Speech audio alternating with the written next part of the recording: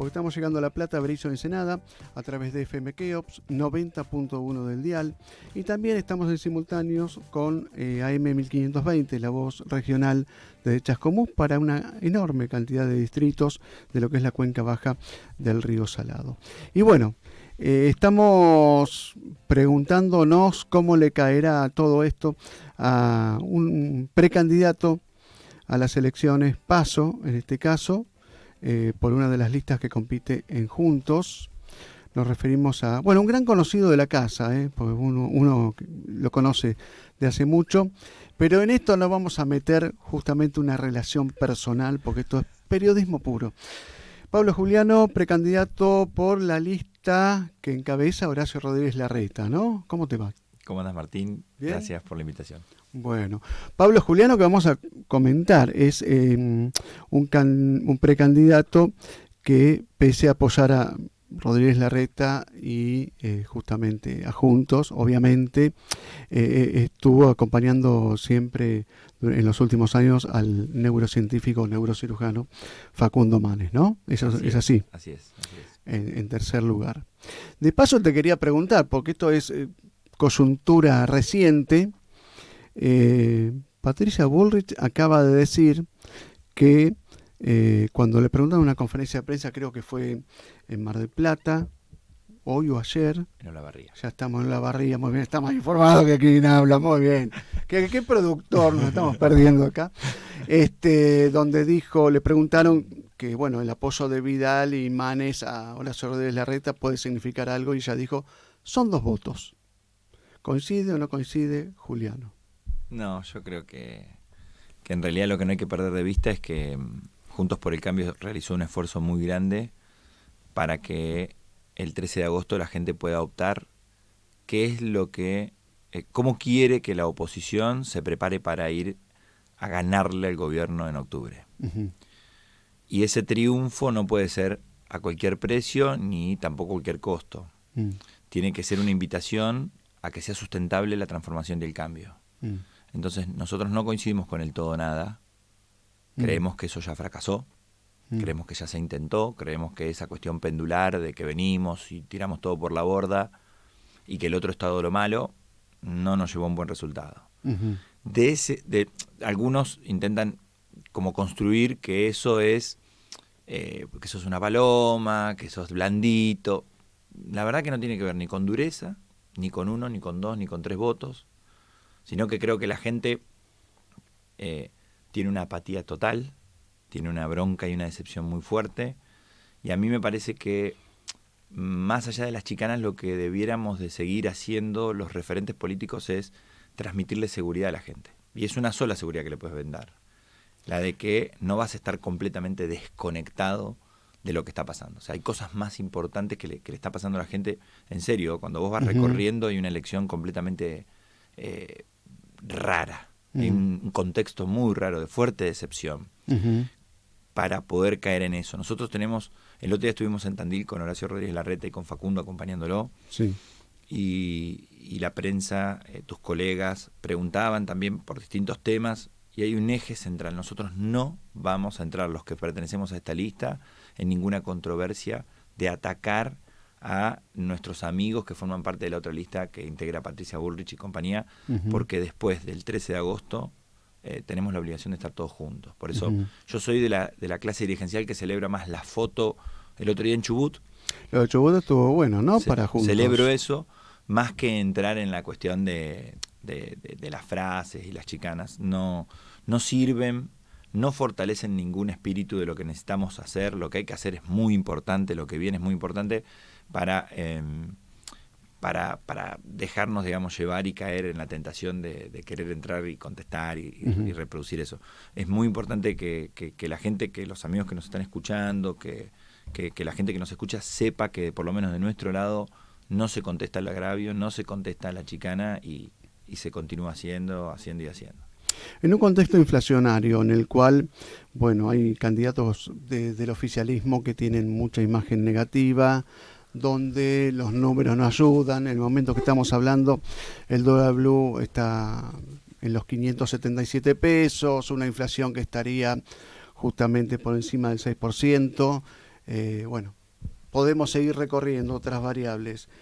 Juntos, ¿no debería estar justamente aprovechando esa pérdida de capital político del oficialismo para justamente que vaya para este molino? Y sin embargo no se está dando eso, o al menos en forma proporcional. Es muy bueno lo que estás diciendo, porque ahí hay que entender que dentro de nuestra coalición, nosotros particularmente con Facundo trabajamos hasta el último minuto para que el radicalismo tenga una oferta y no se pudo concretar. Entonces, las leyes que rigen la coalición tienen que ver con cómo querés que sea esa transformación.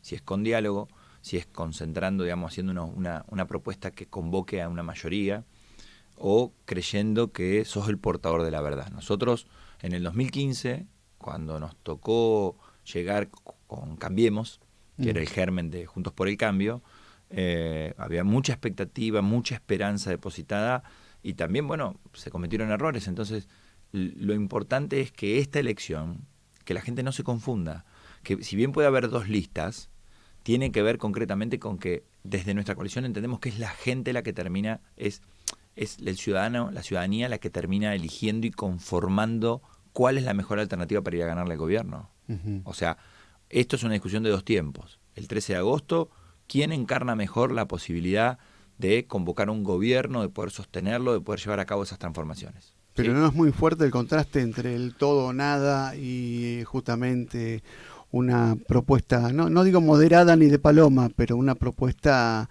menos, iba a decir, invasiva, vamos a decir, o justamente rupturista que propone Patricia Bullrich? Sí, es fuerte el contraste y está bueno que así sea. La lista está integrada de los dos lados, integradas por un montón de gente de orígenes diversos.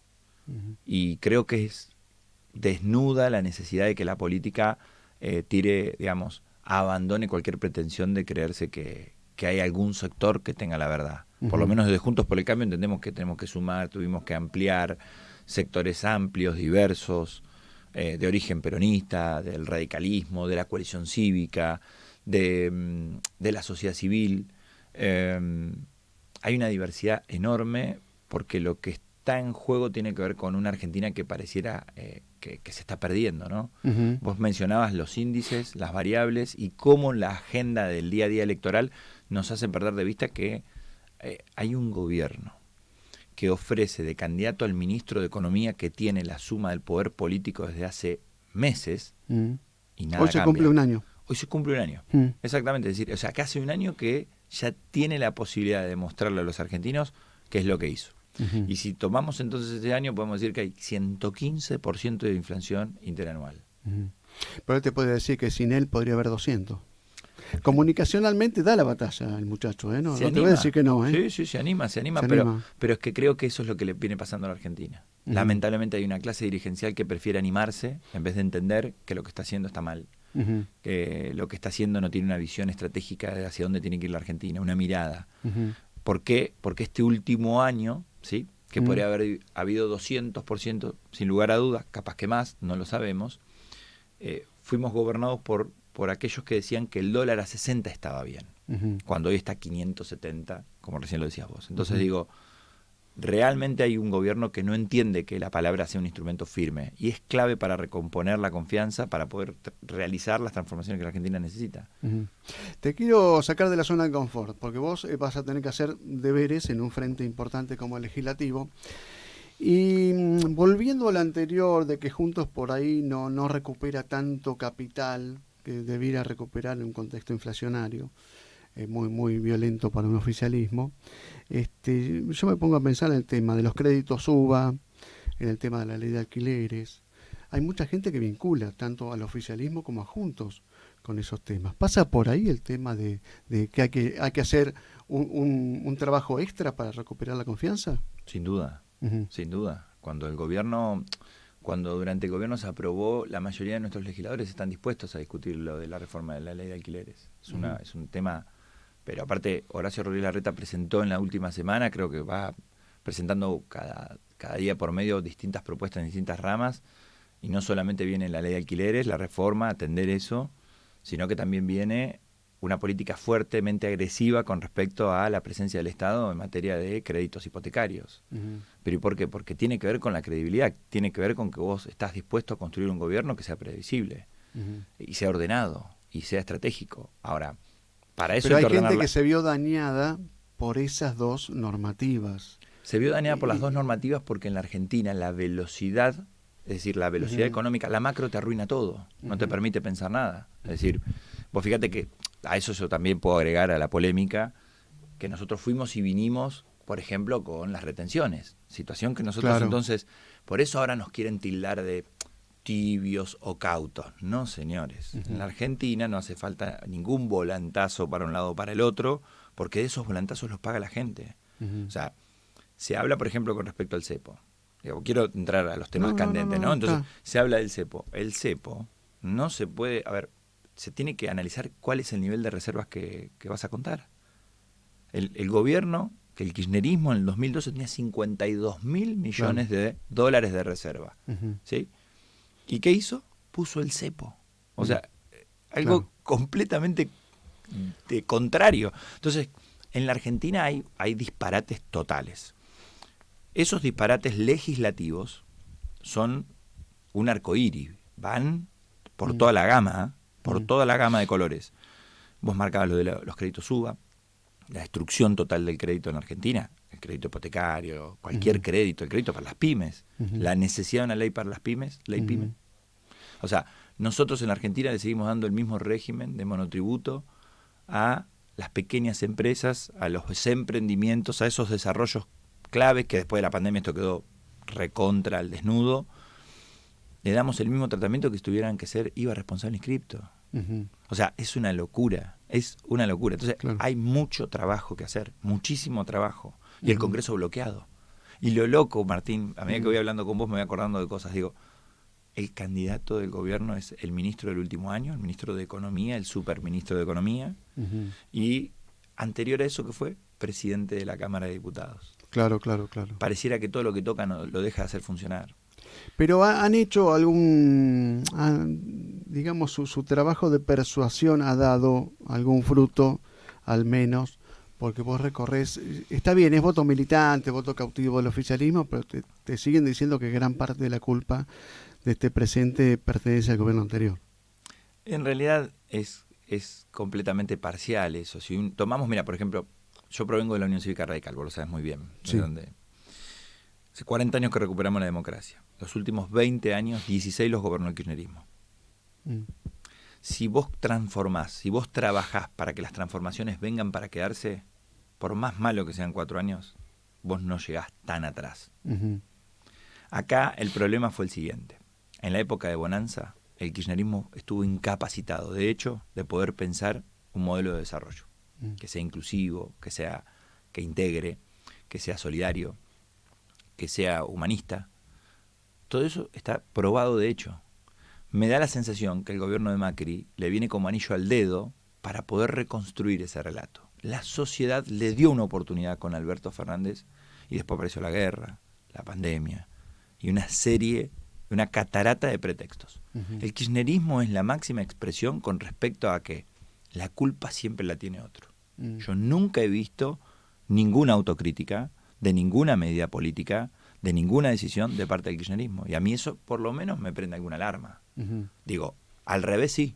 Nosotros somos conscientes que ha habido marchas, contramarchas, complejidades. El país no es fácil, por eso es que, te vuelvo al principio, no creemos que sea todo o nada. Es convocando. Es con diálogo como un instrumento ineludible, más en el marco de estos 40 años de democracia. ¿Le tenés miedo a las amenazas que está haciendo el kirchnerismo, de que si ellos no son gobierno van a justamente a actuar para que no avance la derecha con sus propuestas de destruir lo que ellos hicieron y demás? No le tengo para nada miedo. Creo que son unos extorsionadores seriales. Creo que cuando se habla de la paz social como garantes, creo que no son conscientes de la atrocidad que están diciendo algunos actores del kirchnerismo cuando quieren seguir extorsionando un país, porque los países y los pueblos se equivocan. La verdad que la historia así lo demuestra. Lo que nunca permiten los pueblos que termine pasando es quedar atados y esclavos. Y el kirchnerismo no puede vivir construyendo un relato sobre la amenaza de la paz social. Uh-huh. La verdad que para mí la paz social ya está alterada con los niveles de pobreza, con los niveles de marginalidad y exclusión que hay, que son atroces, con los niveles de desigualdad. Y te vuelvo a decir esto, ¿no? En los últimos 20 años gobernaron 16. Esos números son más de ellos que del resto. Uh-huh. Si vos trabajás 16 años ininterrumpidos para llevar a cabo políticas públicas tendientes a igualar, a solidificar, a que esas conquistas de derechos, como ellos dicen, se hagan carne, no hay gobierno de 4 años que las pueda llevar, que las haga retroceder. Y el caso más paradigmático es la asignación universal por hijo. Uh-huh. Cuando previo a la elección del 2015 se decía, no, pero van a llegar y van a sacar la asignación universal por hijo, cosa que no pasó, situación que no se dio. Uh-huh. Es decir, porque de nuestro lado entendemos lo que es una política pública. Claro. Entendemos lo que es una política de Estado. Claro. Creo entonces que hay que llamar permanentemente a la reflexión de un ejercicio democrático, de entender que nos toca ganar y que nos toca perder. Uh-huh. Y cuando nos toca perder, revisamos nuestras posiciones y aportamos en lo que podamos aportar y dejamos en claro nuestra posición. Por eso te digo, creo que hay que romper con esa extorsión. Y yo creo que en agosto, el 13 de agosto, la gente, la ciudadanía, le va a dar un claro mensaje en este sentido al gobierno.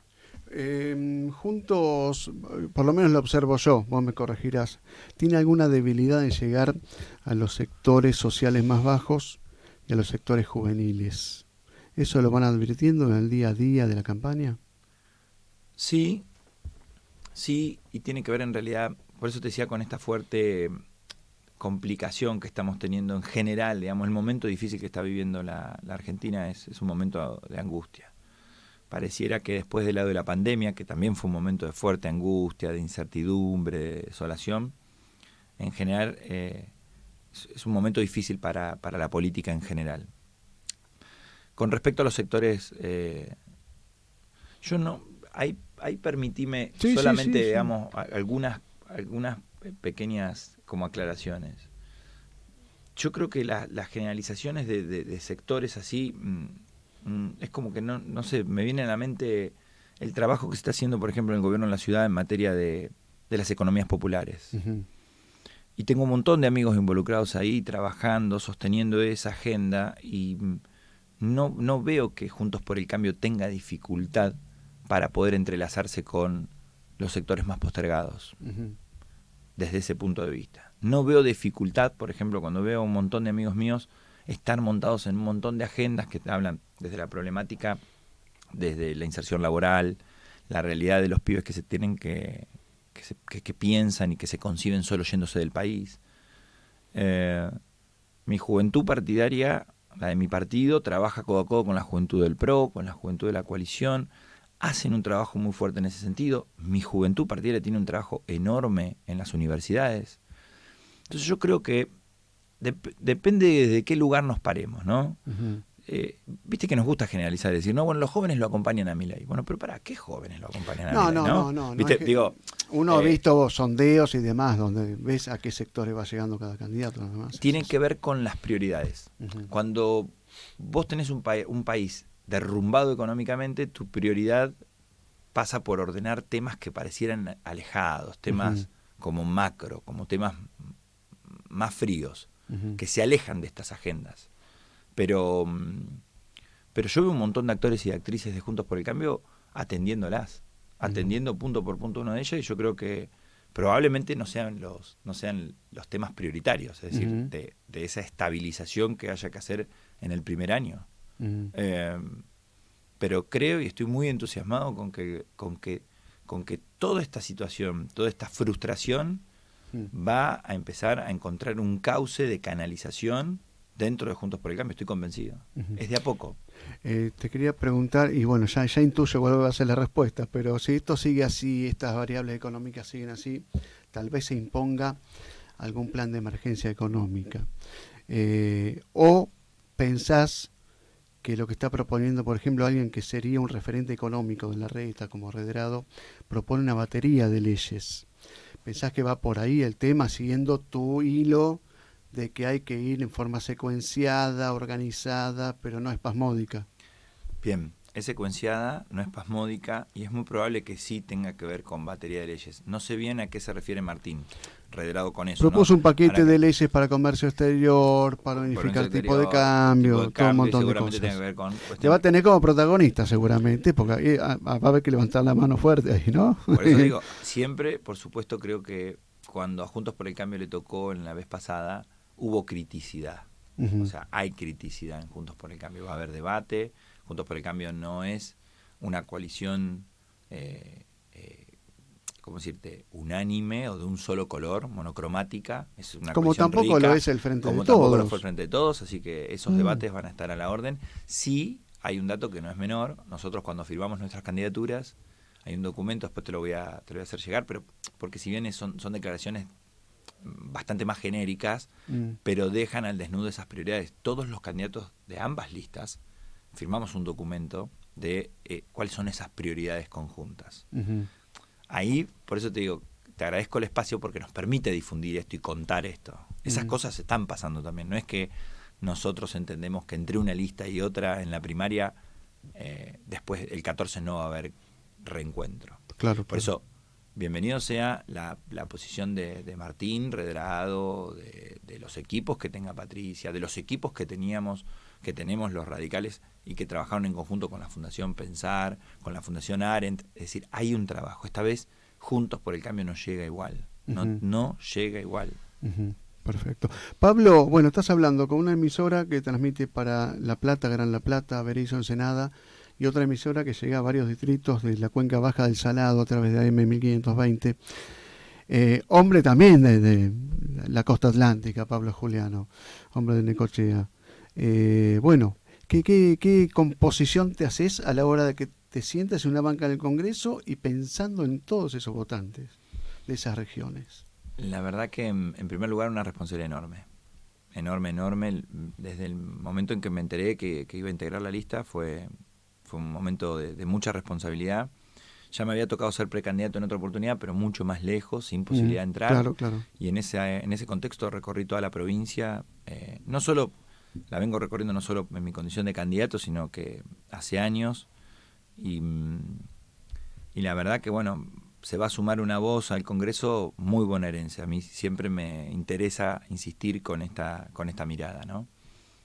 Cuando vos vas al Congreso de la Nación ves que los catamarqueños se juntan por los temas de Catamarca, ves que los sanjuaninos hablan por los temas de San Juan. Ver eso es lindo ver eso. Es muy lindo, sí. Y la provincia de Buenos Aires pareciera como una especie de que sos diputado de todo el país. Bueno, el otro día repasando un libro famoso de Pagni con los debates de la federalización de la Ciudad de Buenos Aires, Alem, que era uno de los 3 diputados que en minoría votó en contra del traspaso, anticipó esto, de la nacionalización de la provincia de Buenos Aires. Porque descabezaba una provincia. Política, claro. Descabezó una provincia. Hay una provincia que hay un territorio enorme, que genera más del 38% de los recursos del país, ¿sí? Y que recibe 19, o sea, un poquito, incluso menos de la mitad. Y rica no solamente desde el punto de vista económico, cultural, turístico, del desarrollo ambiental. O sea, tenemos una provincia que es un país. Y la idiosincrasia de nuestro interior, como vos decís, en mi caso lo llevo en la sangre, tiene que ver mucho con mi historia, tiene que ver intrínsecamente con el hecho de cuidar, por eso te mencioné lo de la ley PYME. Claro. Vamos a tener muchísimos temas que trabajar, así que espero poder trabajarlos con el próximo gobernador, que sea el Colo Santilli. Y con la provincia de Buenos Aires se da esta otra cuestión, que vos me dirás si es falsa opción o verdadera o es lo que hay. El tema es, bueno, no va a haber más coparticipación, pero conformate con que también te estamos dando muchas obras, que bueno, en los últimos tiempos han escaseado, pero la filosofía con la gobernación de Scioli fue así, no tanto con Duhalde, porque tuvo su fondo del conurbano, la pudo manejar, pero bueno, y coparticipación siempre escasea y le resta autonomía a un gobierno provincial como para poder fijar sus prioridades y su propia agenda de obras, de trabajo y de servicios, ¿no? Martín, ando por las provincias y te voy a nombrar 2 ejemplos, digamos, una de Jujuy, que la gobierna el radicalismo, y una que gobierna el peronismo, que es Córdoba. Y a pesar de que Córdoba también tiene una pelea grande por los recursos, Gerardo Morales dio vuelta la la provincia de Jujuy. La pensó con 2, 3 agendas, la colocó en el mundo, y cuando él viaja a China, a Estados Unidos, a Francia, es pensando en cómo insertar su provincia ahí. En la provincia de Buenos Aires no.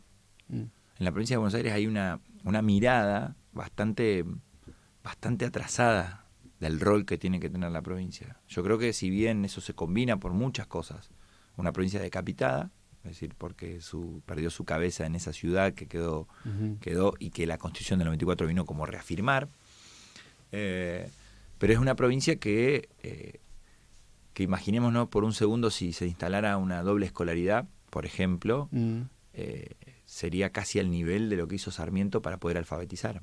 Después de la pandemia lo vamos a tener que pensar, por eso creo que nuestra generación tiene que empujar esos temas, tiene que empujar un montón de temas que la coloquen. Por eso digo, no es solo los fondos es fundamental, porque si pones 38 una torta que sostiene un sistema que te tienen atrapado, que reducen la participación, como el caso de Formosa, digamos, si nosotros con nuestra producción financiamos sistemas que se perpetúan como lo de Formosa, hay algo que no están dando.